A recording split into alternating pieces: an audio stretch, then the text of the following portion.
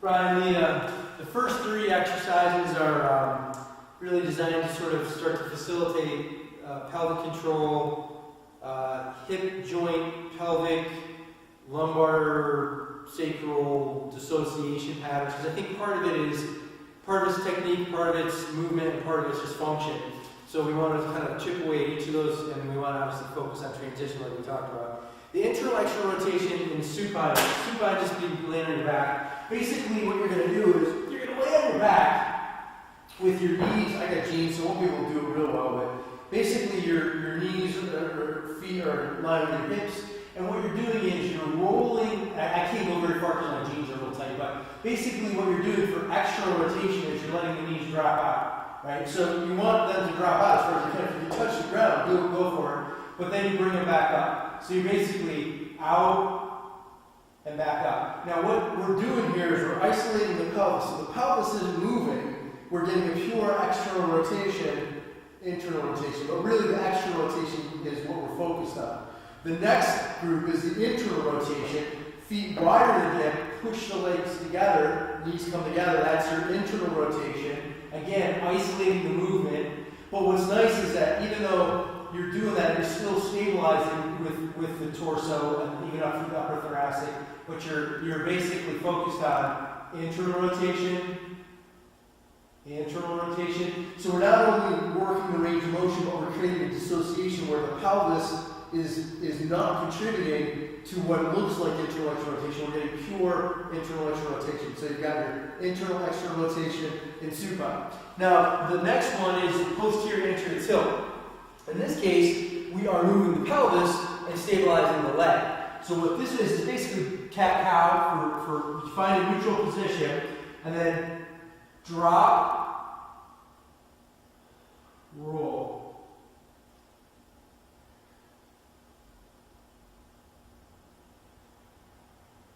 Now in this case, you're primarily working the pelvis anterior-posterior tilting, but you're also then engaging dissociation at the hip, flexion extension, and you're also engaging the spine, sacral, all the way really up to cervical, thoracic included, to create that arch. So you're moving the entire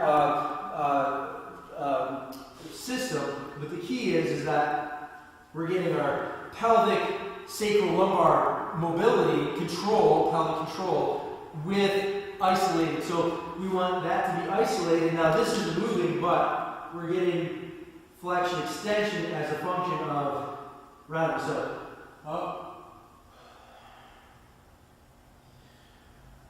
So that's our posterior anterior tilt. Then what you're going to do is you're going to get back on your back, supine position, arms out, knees up, 90 degrees, feet together, knees together as best you can. Roll one to the left. It doesn't matter which side you start. Keep the shoulders down. Only go as far as you can go with the shoulders down. And then back to the right. And then back to the left. Back to the right. Left. So now what we're doing is we're creating counter torque with the upper thoracic, even though it's stable, and we're getting really good core control on the rotary, the transverse plane. Okay? So those things will wake up basically the pelvic hip complex, which includes spine and everything else.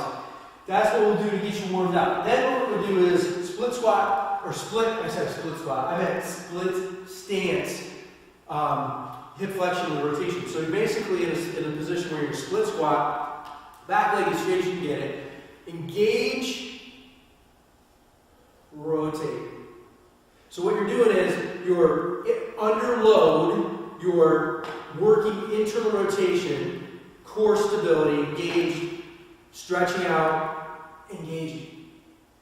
Right? And then obviously go on the opposite side. It's the same thing. So on this side you're going to basically, in this, sorry, I have jeans on, stretch, rotate. Try to stay in as best of posture as you can so you're not leaning, so you're actually getting transverse plane rotation. Okay? So then, heavy back swing hold. I do something like this. Not really too sure how heavy this is, maybe 15, 20 pounds.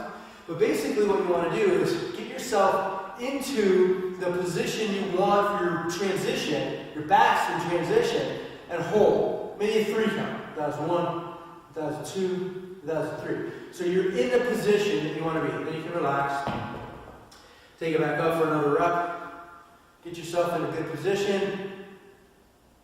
And then hold. Whatever that position is for you, you got to feel athletic. Balance, control, everything's engaged. Floor is engaged, quads, glutes are engaged, core is engaged, upper torso. Everything is balanced, everything is athletic. So you're basically holding it, relax. Hold it, and I'd say for about a 3 count. Feel it, get in a position, rock it, feel it, the whole 9 yards, okay? And that's what we're going to do for the hold, right? For the rapid backswing hold, we may have done this with you before. Basically take the club back fast, hold, and then what I do is, like, when you're holding, make sure you get in the position you want to be in, right? So that if you don't get quite there on your backswing, just hold for a count, right? So you rapid hold, okay? Next thing we'll do is backswing hold.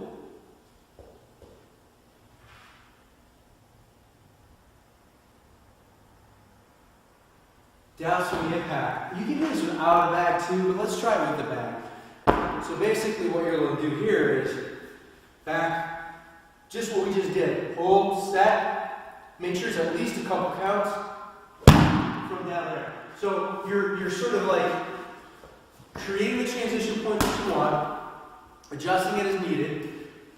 The rapid backswing, I think, gets you engaged, and it keeps you from getting deep. So you're engaged, hold, adjust, get where you want to be from there, okay? So that's hold, swing, impact. And you can do it without the bag too, but I think start with the impact bag. I like the impact bag because it gives you that compression, that impact sense. So you just flip it through, it slows you down where it impacts, so you can kind of get a sense of where you're at. Then you'll do repetition swings. Those are just back and forth. 1, 2, 3. Feeling everything in a nice fluid motion that we just felt, right? So you're coming back, it's kind of hard to get deep when you're doing those. You're staying boom, boom, boom, boom, right there, okay? Then, I would do ball strikes from there, right? So now, after you've done all that, now you want to get to ball strikes. But what you can do when you're doing your ball strikes, say you're out in the range or indoors, wherever you can get some balls. Now you're putting the balls down. Don't be afraid to, get in that position first maybe a couple times, right? And then go ahead and do your swing. Right? Hit the ball, boom, gone. So that's the kind of succession. Let's start there. Film it for me so I can see it, and then we'll adjust and move on. But I think getting you to transition better is really the last thing for you. And then obviously you just keep getting better. But transition is really the